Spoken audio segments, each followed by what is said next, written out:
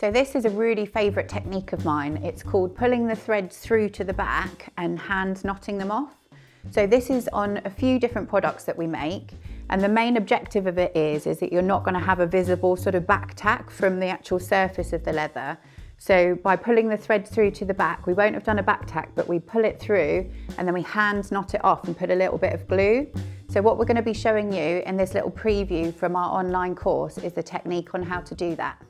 The next stage is to pull the thread through to the back. So we turn it to the back, and what we want to do is tug on this thread from the bobbin, which then creates a loop, and that is actually the thread from the other side. So you just want to put an awl or a pin through this, continue pulling, and then you end up with both threads on this side.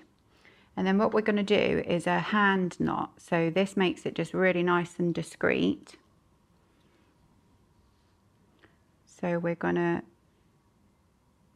do 3 knots on top of each other. So that's the first one, second one, and then the third one, making sure they're really nice and tight each time. And then you cut the threads reasonably short, you know, about 2 mils long. And then just to make sure that they don't ever come undone, we're going to put a tiny little bit of the contact adhesive onto the knot itself. And again, if you've got Copydex and you're using that instead, that's absolutely fine as well. And then just let that dry in preparation for the next stage.